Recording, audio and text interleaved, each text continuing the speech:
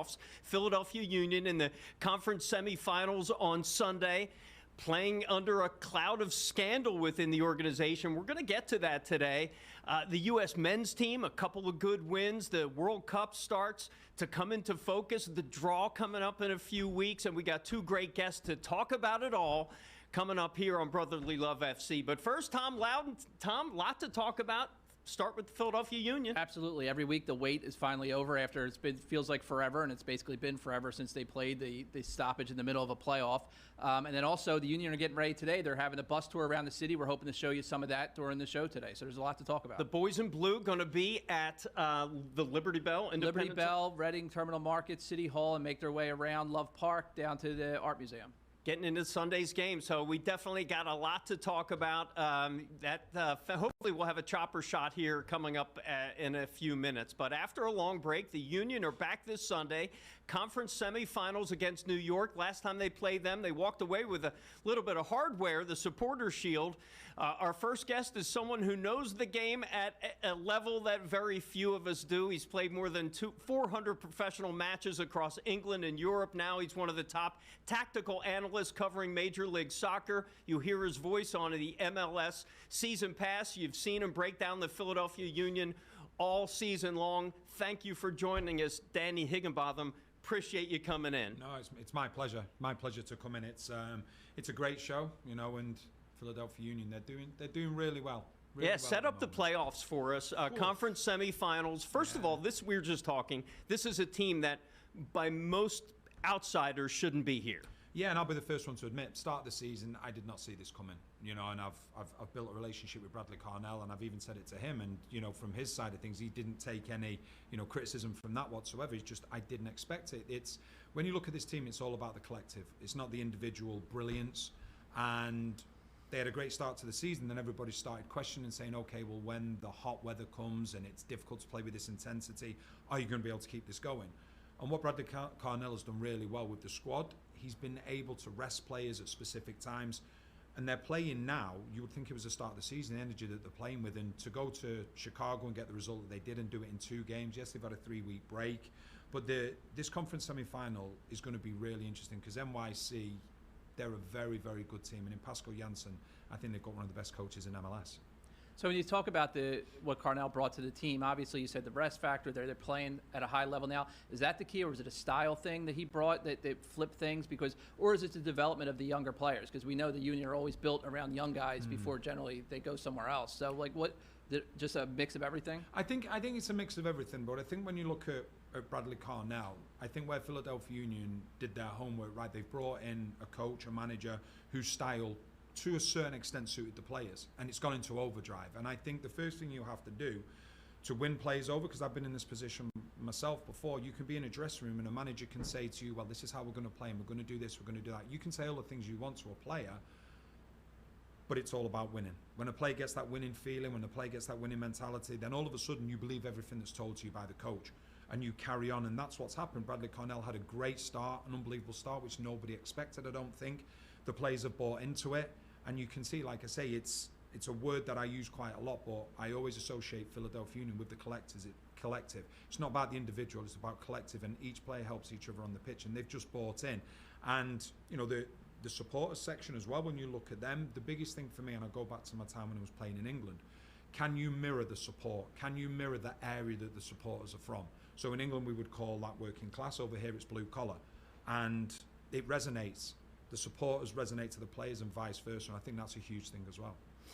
Set up the conference semifinals this weekend. I mean, after a 3-week break, how tough is that for a team and as a coach to help you keep focused? I think it's the hardest role for the coach because, you know, they were successful in getting the job done in 2 weeks, and then they get a 3-week break. And sometimes people will say that that's not ideal, but I think at this stage of the season, there may be a number of players that maybe just needed that little bit of a refresh, a little bit of a recharge. But you can guarantee they're desperate for this game to get going. And, you know, playing against an NYCFC team that Philadelphia Union narrowly beat to win the Supporters Shield, and Steve Cangelosi covered that game. They're a really good team, but they've had 3 big blows in the last couple of weeks. Pereira, who used to be at Philadelphia Union, he got a really bad injury against Charlotte. He's out. O'Neill, his central midfield partner, he's suspended. Martinez, one of the best centre forwards in MLS, he got injured on international duty, so it looks like he's going to be out as well. So I'm not saying that that makes the job easier for Philadelphia Union, but to a certain extent it probably does. But now it all comes down to the mentality, because if you're a Philadelphia Union player and you go out onto that pitch thinking that this game is going to be easier, you're in for a rude awakening, because as I said previously before with Pascal Janssen, he's an incredible coach. He is a coach that can get his players to control a game in possession or out of possession. So I expect it to be a very, very close game. I think Philadelphia Union have the slight advantage, but this will be a very, very tough game. So which players on the Union should fans look at to say, okay, knowing the style of the two teams, this player needs to really step up for them to advance? I think first and foremost, you always look at the midfield area, because a lot of the times the midfield that wins sort of their battle within the middle goes on to win the game. You have Danley, who loves to get forward, box-to-box midfielder, and Lukic, who will sit a little bit more, create an unbelievable partnership. Baribo had been really quiet, the centre forward. Then the last game they go to Chicago and they win the game, and he scores 2 goals. So I think it's probably the spine of the team that you're looking at. Wagner obviously is a left back. He is, he's one of the best left backs in MLS. So for him getting forward, I think that's going to be a key aspect as well. For New York City, I think you look at Fernandez Macau. He would usually play on the right in sort of a 4-2-3-1. The interesting thing now, does he now become the centre forward, because Martinez is out and sort of play that false 9 role, which I saw him do against New York Red Bulls a few weeks ago, just before the end of the season. He was outstanding. Who comes into midfield? Hack and Martins, the 2 centre-backs, have a really, really good partnership. But does Hack now have to go into central midfield? So there's a lot of things to look at there. You look at Wolf going forward. There's Maxi Morales. He's like fine wine. He's 38 years of age, now started every single game in MLS this season for NYC. Everything goes through him. So there's a number of match winners, and I think that's why that makes this game really interesting, because we know what Philadelphia Union are going to do. There's no questions that need to be asked. They're going to start 100 miles an hour. They're going to try and get in the faces of NYC. They're going to try and disrupt them, make it chaos. That's what Philadelphia Union are so good at doing. Whereas from NYC's side of things, first thing they're going to want to do, quieten the fans down, try and have a little bit of possession. If you're sitting a little bit deeper, can you play on the counter-attack and use the pace that you've got? So first 15, 20 minutes will be so important, as in terms of NYC's aim will be quieten the fans down, frustrate Philadelphia Union. From Philadelphia Union, they will want to try and use the energy from the fans and try and get that early goal. If you could take a step back a little bit, you've played the game at the highest level. You're now broadcasting on an MLS level. Can you talk about the competition level of the MLS compared to the rest of the world? There's a constant effort to grow the game, and part of that is being competitive. Yeah. How competitive is the MLS right now? I think it's growing all the time. I think what we've seen with the US men's national team in the recent months with Pochettino, not afraid to pick players from MLS. The fact that they win the other night against Uruguay and there's 3 or 4 goal scorers from MLS, that's a huge thing. So it tells you that it's grown, because I think for so long a lot of people have thought, well, maybe to get international recognition you have to move to Europe. That's not the case now. Matt Freese, who's going to be playing for New York City at the weekend, former Philadelphia Union goalkeeper, he looks like he's going to be holding the #1 jersey going into the World Cup. So I think the league is growing all the time. I think the calendar changed now to sort of match up with the majority of the rest of the world. I think that is huge, as in terms of the transfer market, when you're able to make transfers and things like that. I think that's going to be huge. So they've made some massive steps recently. I can only speak from my own side of things. The majority of games that I've covered this year, stadiums are full. Stadiums are wonderful. The players are getting better and better. They're not only being produced through the academies, but are also coming from other parts of the world to come over here. Then you sign a player like Messi. Well, you know what that's going to do. That's going to attract other players that A, want to play with him, or B, want to play against him and be on the same field as him. So it's a really good place now, and they have to take advantage. So you mentioned the men's national team a little bit. Looking ahead to the World Cup, obviously we're getting ready for that here. Where do you see them right now? How they're doing? We spoke to Carly Lloyd a couple weeks ago, and she said the not qualifying part of it might be even a problem, because you don't have that test to go through to see where you are. Where do you think that team is right now? Ordinarily, I would say the lack of the competitive side of things, with you playing games, not having too much on them. Ordinarily, I would agree. But this is a squad that hasn't been picked yet. So whereas people may say, well, you play Uruguay in a friendly and you play Paraguay in a friendly, I think there's a number of players in that squad. And this is what I've loved about Pochettino. Nobody's guaranteed. Nobody's guaranteed in this squad, and it's very rare that you see that in national teams. So what you're seeing now is players that are thinking to themselves, is this my last chance to get into the squad? Am I going to have another opportunity? So where ordinarily you may look in and go, okay, there's some friendly games where you're just going through the motions, because there are so many unanswered questions. I think there's a number of players that have been playing for their places, so that's sort of taken the friendly aspect out of it. But I do love the fact of what Pochettino's done. It's great. I listened to his first answer when he was interviewed after the game when they beat Uruguay, and the question was something along the lines of, you know, does it feel good to have beaten a team like Uruguay with potentially your second team? And that annoyed him. And I can understand why that annoyed him, because he's like, there is no second team. Exactly, there is no second team, because you've got a number of players that I think if we rewind the clock back a year ago, there was players that you go, yeah, he's got a slim chance of maybe being in the squad. Now you're looking at it and thinking to yourself, he could be in the starting 11. And the single thing with Pochettino from the outside looking in, there is no guarantees. You're playing on merit. Doesn't matter what league you're playing in. Doesn't matter the team that you're playing for. How good can you be? And that was something that I think England had, like obviously where I'm from, had for a long time. And I think Gareth Southgate sort of broke that trend when he was manager. And it was, you know, how are you performing at that time? And I think that gets so much more out of the players as well. You see in the players, now every player that's stepping foot on the field, they're thinking to themselves, if I give a good performance, I could be going to the World Cup, which is great.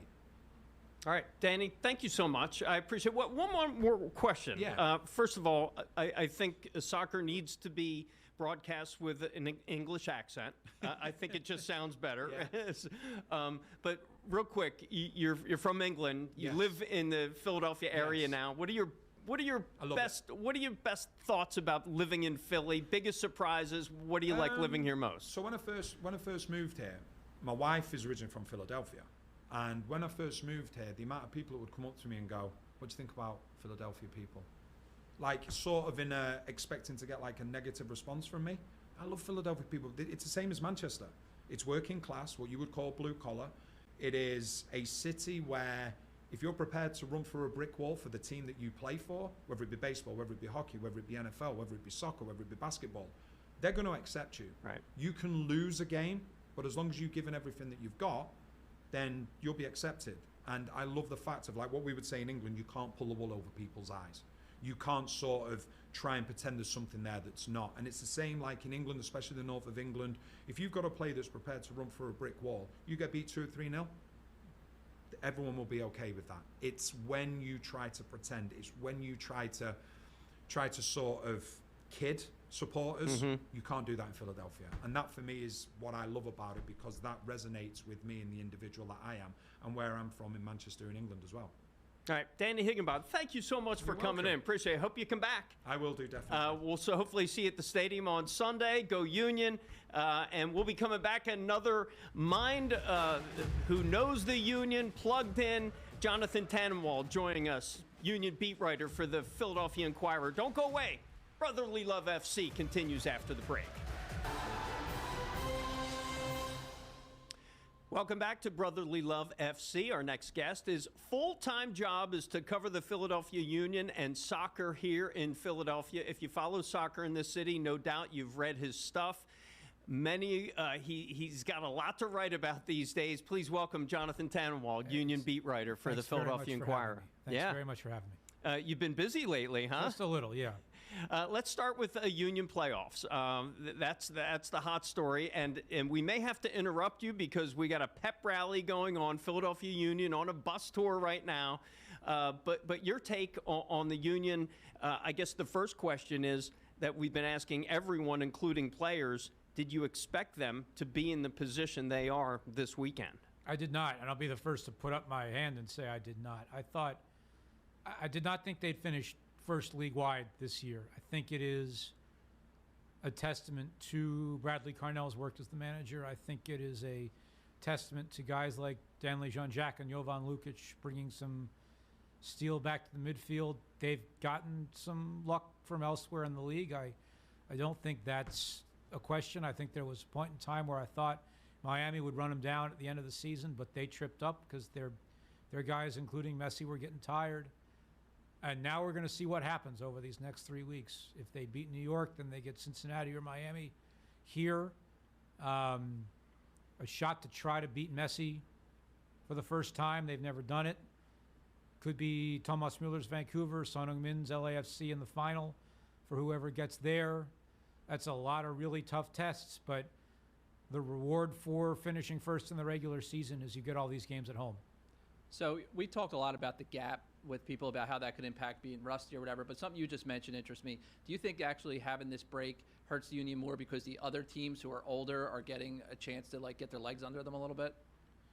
Well, some of those same teams had guys away with national teams, Yep. so that negates a little of that. I think from what I've seen, and even the days when the U.S. national team was down there last week, they were practicing at the same time as the Union were 2 fields over. So I could see pretty well the guys who were in town were still going at it full strength. We'll see how that all plays out. We can certainly talk about the calendar change coming down the road that's going to finally render this irrelevant. But I think that is one of the big challenges that everybody in the league faces, is how you handle 2 or 3 weeks without a game now. Well, since you brought it up, one of the ways that MLS is trying to grow the game is trying to figure out the calendar. Can you discuss what is being proposed right now? And it looks like it's probably a done deal, right? It's not a completely done deal, but it's a deal. It's very close. Look, in the major countries in Europe and a lot of the world, soccer is a fall to spring through the winter afternoon kickoff sport. In the United States, it's a summertime, nighttime kickoff sport. So MLS is going to play a little more like the rest of the world. They're going to play in the colder weather.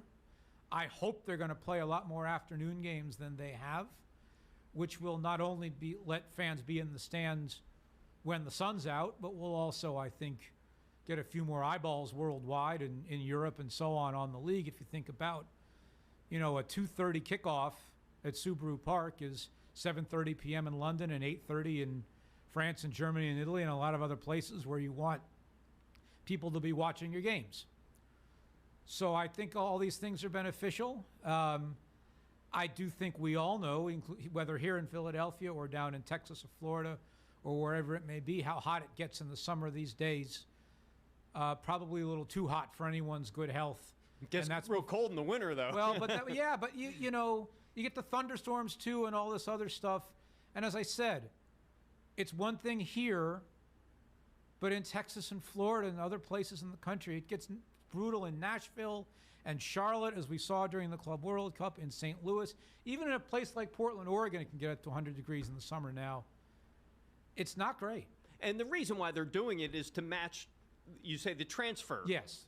For other leagues. It makes it easier. What we call the transfer market, what everybody here would call the trade deadline, I think in other sports. And it's not just free agency, it's more than that, because we're talking about a global game, but it is absolutely true. I'll take Julian Carranza as an example. When he went to Feyenoord in the Netherlands, he had to go in the summer because Feyenoord's season was starting at that point.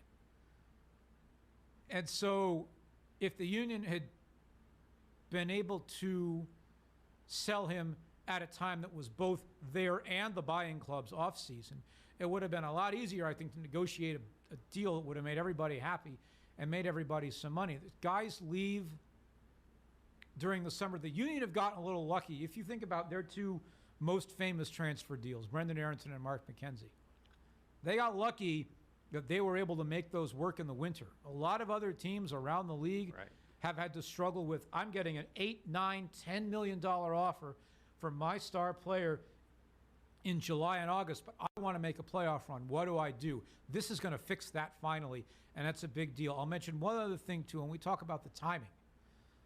It used to be you'd get, a number of guys in MLS who'd go to play for the U.S. national team in the Gold Cup, maybe which is the CONCACAF regional tournament. Maybe 1 or 2 would go play for Costa Rica or Jamaica, as Andre Blake does, or so on.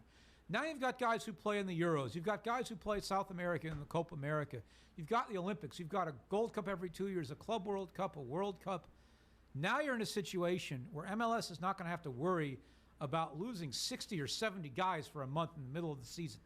Yeah, that hurts the league, hurts viewing interest. All right, don't go away. We got more with Jonathan Tannenwald, Union beat writer for the Philadelphia Inquirer. Don't go away.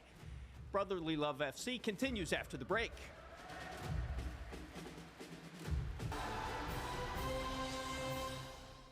Well, Welcome back to Brotherly Love FC. We are joined by Jonathan Tannenwald, soccer beat writer for the Philadelphia Inquirer. We can't talk about the Union right now without addressing the latest controversy about their sporting director. Can you give us the 30-second synopsis of what's going on? I know it's longer than that, but what happened? A big piece in The Guardian, which is an English outlet that has a big and growing U.S.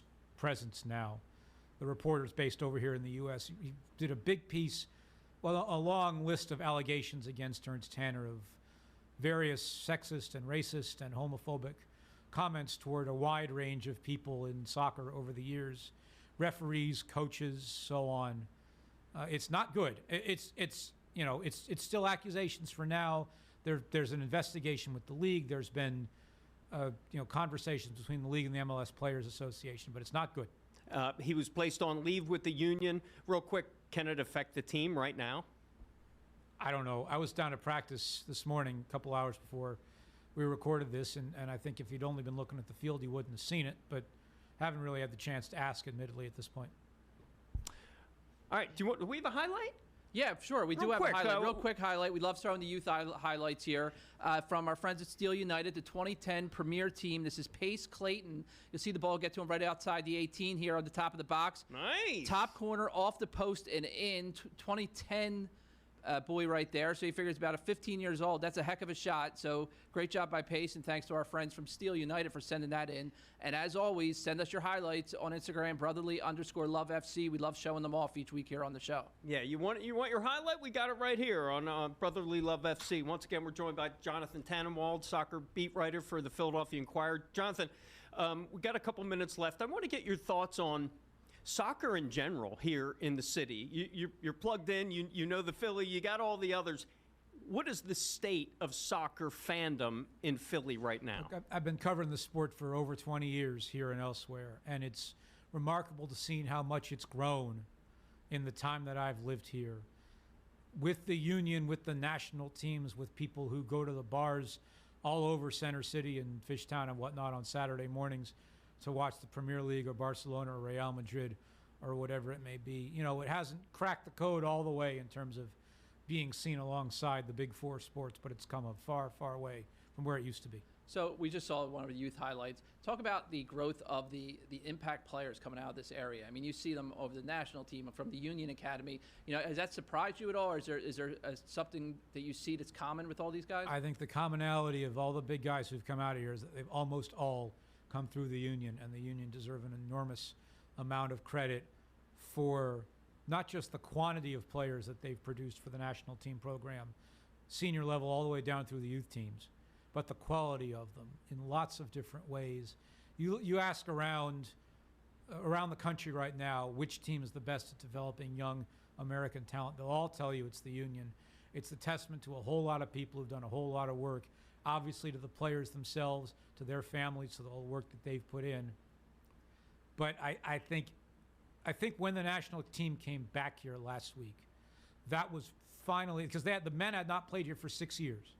That was a real moment for people to finally make the tangible, almost in-person connection between Brendan Aronson when he was a 17, 18, 19-year-old kid coming up with the Union, and here he is now playing in the English Premier League for a big team in Leeds United.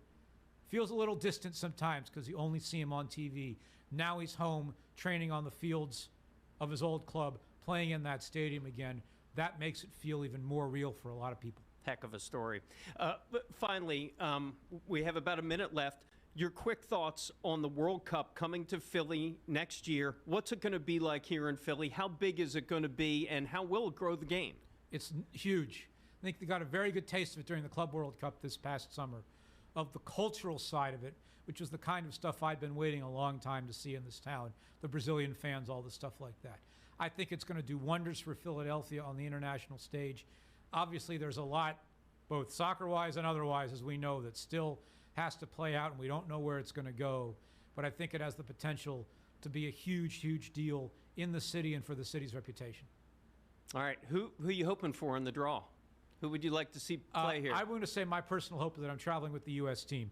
So that's a tough thing. I don't know that I'm going to be here for it. July 4th, maybe. They're not going to play here, unfortunately. It's a shame, but they're not going to play here. I think I know a lot of people who are hoping for Italy and a lot of people who are hoping for Scotland or Ireland. I think the one thing people are not hoping for is England, because they can't have England playing in Philadelphia on July 4th. Yeah, no kidding, right? And as a soccer journalist, must be pretty cool being able to do that next year. Must be pretty personally exciting for you. It's not all set in stone yet, but I'm hopeful, and it's very exciting to know what could be. All right. Jonathan Tannenwald, soccer beat writer for the Philadelphia Inquirer. Thanks so much for joining us. Glad we got you in here. Yeah, glad to be here. Keep coming back. We appreciate your time. All right, that does it for us. Brotherly Love FC.